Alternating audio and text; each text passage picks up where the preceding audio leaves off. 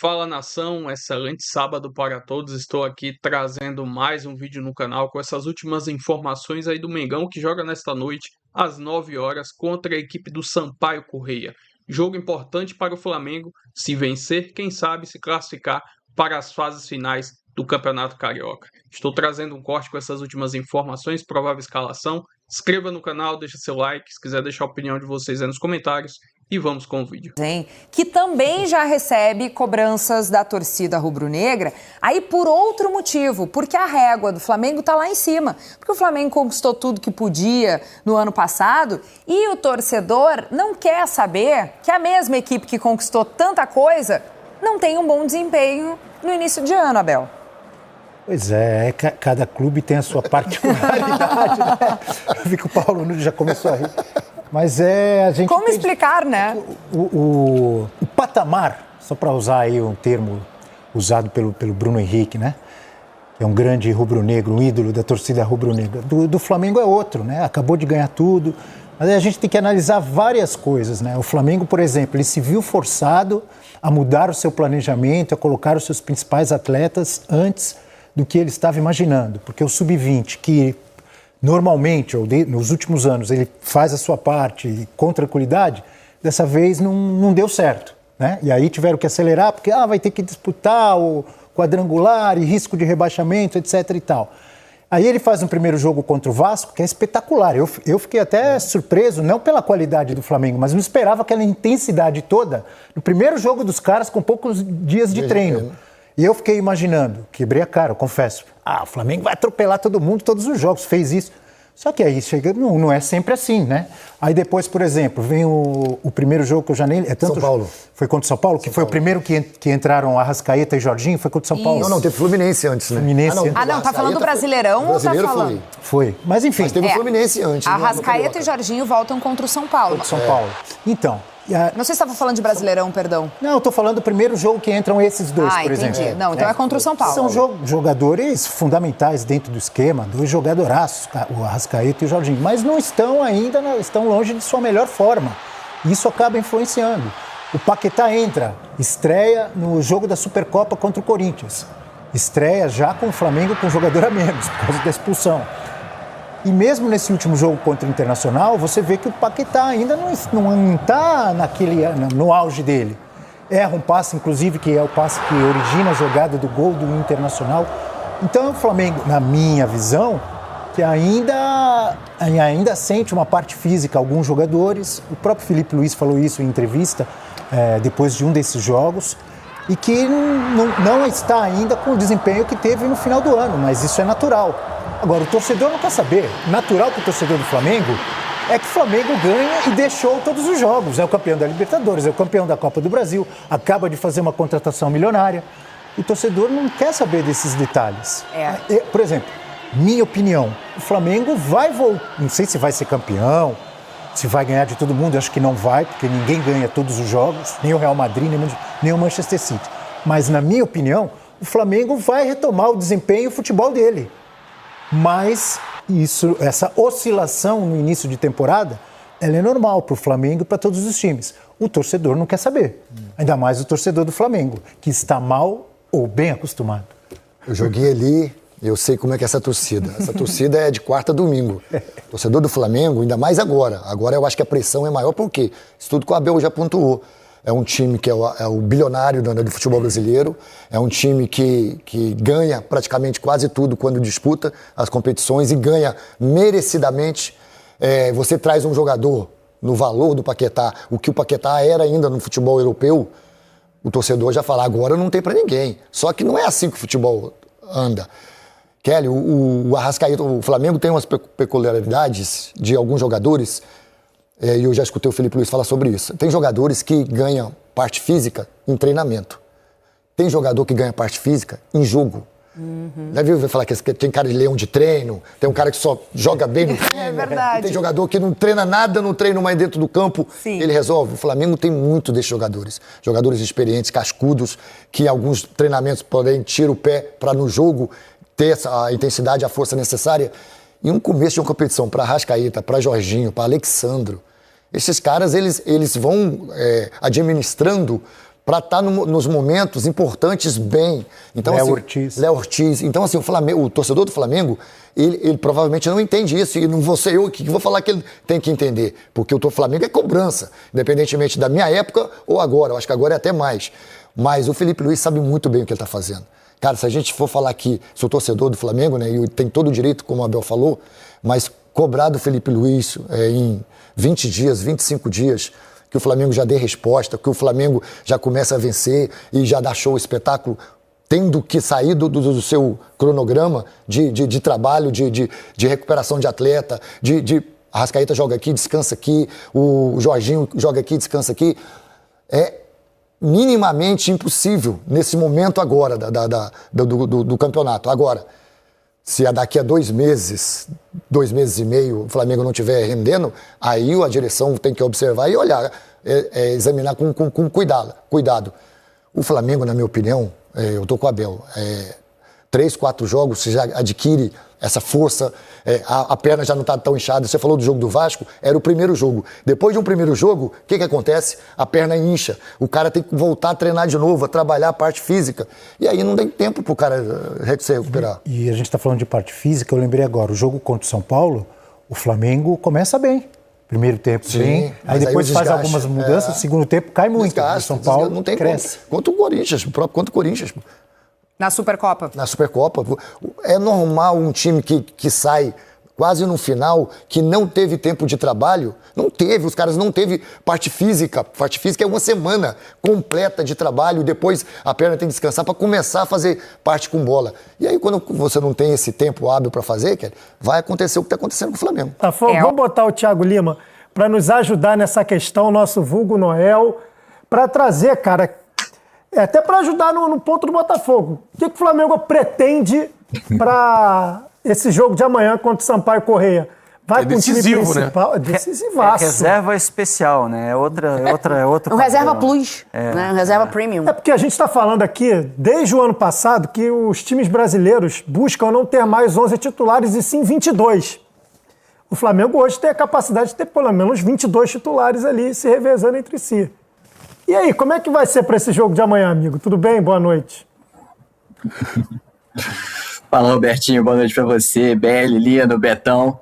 Bom, em relação à escalação, é sempre um mistério. O Felipe Luiz sempre faz mistério na escalação. Ele só anuncia até para os jogadores no dia do jogo, né? Mas o que a gente já pode imaginar? Por exemplo, o Jorginho, que cumpriu suspensão contra o Inter. O Jorginho volta, o Jorginho deve jogar. O Flamengo deve ter os seus principais jogadores ali. Quem tá melhor fisicamente, o Flamengo vai pôr pro jogo. Porque é um jogo que interessa muito ao Flamengo, né? O Flamengo até antecipou a programação de volta nos clássicos do Carioca para tentar evitar ter que disputar um quadrangular do rebaixamento, que aumentaria em 2 jogos, né? Nesse calendário apertado do Flamengo, aumentaria em 2 jogos. O Flamengo teria que fazer 6 jogos nesse quadrangular do rebaixamento. Assim, a meta é tentar de qualquer forma evitar isso e aí precisa vencer esse jogo nesse sábado, Sampaio Corrêa. Então, assim, quem tiver bem, os melhores fisicamente, com certeza vão jogar. A minha dúvida é, por exemplo, o Arrascaeta, que o Flamengo tem uma preparação especial com ele pode ser preservado amanhã. O Paquetá chegou agora, né? Tá jogando, mas pode ser preservado também. Ou o Léo Ortiz é um jogador que fisicamente tá um pouquinho abaixo, pode ser que jogue o Vitão no lugar. O próprio Alexandro, né? Também é um jogador que tá pegando ainda ritmo. Pode ser que a gente tenha um Ayrton Lucas na lateral esquerda. Então, assim, é provável que a gente tenha alguma mudança ou outra. Mas, assim, quem tiver bem fisicamente, vai pro jogo. O Flamengo precisa vencer esse jogo amanhã e ainda contar com um tropeço, né? Um tropeço de algum dos 3 concorrentes para conseguir classificar. Então, deixa eu aproveitar até para botar na tela o que os torcedores rivais antes usavam como zoação, provocação. O próprio torcedor flamenguista hoje pegou e falou: me dá essa alcunha aqui que agora vai ser minha. O pacto, como foi? O pacto do Flamengo com o cão, lá com o Sete Pele lá. Teve isso? Para conseguir os resultados, né? O Flamengo termina o jogo contra o Fluminense, termina o clássico, praticamente já no playoff para disputar o rebaixamento, né? Playoff do mal. Exatamente. Precisava de uma série de combinação de resultado. E foram 8 jogos. Lembrando que o Flamengo estava jogando a 5ª rodada contra o Fluminense, mas era a 4ª rodada para todo mundo. Jogo antecipado, né? Exatamente. Então tinha jogo à beça. E em 8 resultados foram favoráveis ao Flamengo. em todos esses 8 resultados que você está vendo na tela. Como é que é o pacto? É o pacto com mochila de criança, lá o Sete Pérez. Sete... Foi aí o pacto do Flamengo que foi acionado e deu certo, cara. E ainda continua, né? Tem que continuar no amanhã, né? Continua, porque tem que ganhar amanhã do Sampaio Corrêa. E torcer contra Madureira, Nova Iguaçu e Boa Vista. Você sabe que eu tô há quase 20 anos aqui no Rio. Quando eu cheguei, eu ouvia falar esse tipo de coisa, eu custei a entender. Hoje eu entendo. Os apelidos? Essa do pacto. Não, essa do pacto aí é sensacional. O pacto, né? Mas esse pacto hoje é real, cara. Lembrando, o Flamengo precisa de que um desses que estão à frente, ou Madureira, ou Nova Iguaçu, ou Boa Vista, percam e ele vença para poder passar para a próxima fase e continuar na luta. Também não tá pensando que o Real Madrid perca, que o Barcelona, o Bayern de Munique, já viu que tem é 3 bem derrotas capaz, seguidas. Né? Aí o pacto seria mais complicado. Né? Mas já viu que é bem capaz, né? Porque com 8 jogos deram certo, pô. Agora o Flamengo precisando só ganhar. E bom lembrar também, né, Noel? Uma vitória do Flamengo amanhã pode classificar não só o Flamengo, mas ainda classifica o Vasco indiretamente. Porque se o Sampaio Corrêa vence o Flamengo, obriga o Vasco a ganhar do Botafogo no domingo, né? Tem isso ainda. Tem isso, mas assim, não passa... Questão de rival nem passa pela cabeça do Flamengo, né? O Flamengo tá de fato focado nele porque precisa, depende dele e dos outros. O Flamengo tem que vencer e torcer para um desses tropeços. No caso do Nova Iguaçu pode até empatar. Se o Flamengo vencer, o Nova Iguaçu empatar, o Flamengo passa. Diferente do Boa Vista e Madureira, que precisam perder os jogos deles. Lembrando que é um só, né? Um desses 3 resultados, o Flamengo vencer e um desses 3 resultados acontecer, o Flamengo passa e consegue essa classificação, né? Consegue evitar o que seria um vexame, né? Institucionalmente para o clube ter que disputar um quadrangular de rebaixamento. O Flamengo nunca disputou, nunca brigou contra o rebaixamento na história do Carioca. Ele já teve campanhas muito ruins, já teve campanha que ficou em último, mas era em épocas que não tinha rebaixamento, né? Então, se o Flamengo está tentando evitar um cenário que seria, de fato, desastroso institucionalmente. Eu sei que é difícil a gente pensar em questões assim, hoje em dia, mas dada a importância que os clubes grandes têm para os campeonatos estaduais continuarem existindo com a força que se espera e as atuais circunstâncias de campeonato brasileiro começando lado a lado, eu acho que vale as federações pensarem que não é legal não ter esses caras, né? Tem que dar uma resguardada ali de tipo, no Campeonato Paulista hoje a gente vê o Santos e o São Paulo com risco de rebaixamento. Aí você pega o Flamengo e o Vasco correndo o risco de jogar um play-off que leva para um rebaixamento no campeonato estadual. Não é bom para ninguém esses caras serem rebaixados. Sim. Então também talvez valha a pena rever aí esse mas não tem como rever, a FIFA não permite. Você só pode ter critério técnico, não dá para dar vaga garantida para ninguém. Isso não... um coeficiente dos últimos anos aí, que nem no campeonato argentino lá, que era difícil cair Boca e River. Poderia mudar no regulamento, eram os clubes grandes entrando numa fase decisiva. 2 fases. Fora de possibilidade de rebaixamento. Aí entrando...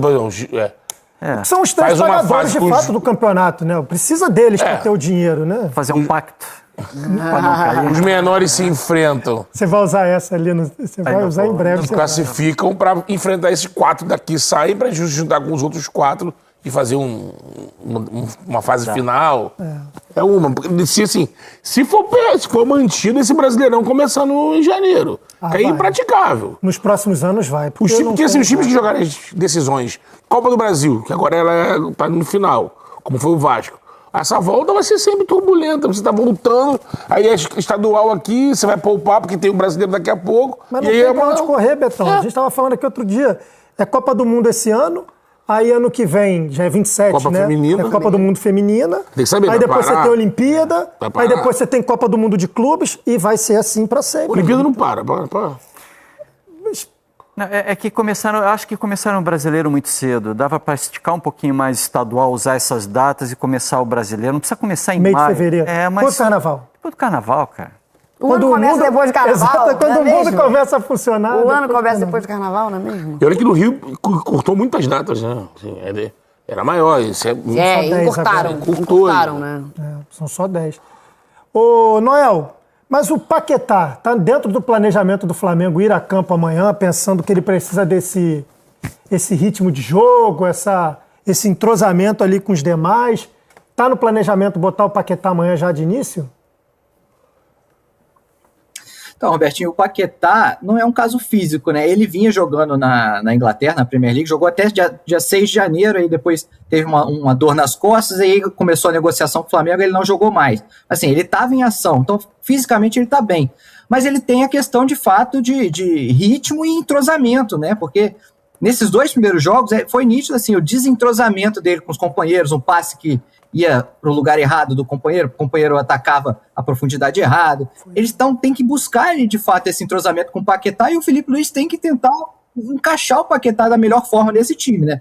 Contra o Inter, foi a primeira tentativa, primeiro encaixe do time titular, do Paquetá, e aí o Felipe Luiz coloca o Paquetá como um falso ponta-direita, né? Aquele, na mesma posição que o Gerson jogava, né? Aberto na direita, quando o time ficava sem a bola, ele fechava por ali, com a bola ele ia para o meio, né? Flutuava pelo meio, jogava pelo meio centralizado e dava o corredor para o Royal, o Emerson Royal, atacar. Não deu muito certo, né? O próprio Emerson Royal também é um jogador que tem sido criticado, não tem agradado a torcida. O Varela pode ser esse jogador, mas não tem tanta característica de apoio, né? Assim. E o Felipe Luiz já falou que ele pensa numa forma do Paquetá jogar assim, mas também pode escalar o Paquetá de segundo volante e pode escalar o Paquetá como falso 9 até, se precisar. Na esquerda, o Felipe Luiz não considera botar o Paquetá na esquerda. Então, assim, são 3 posições que o Felipe Luiz pode testar.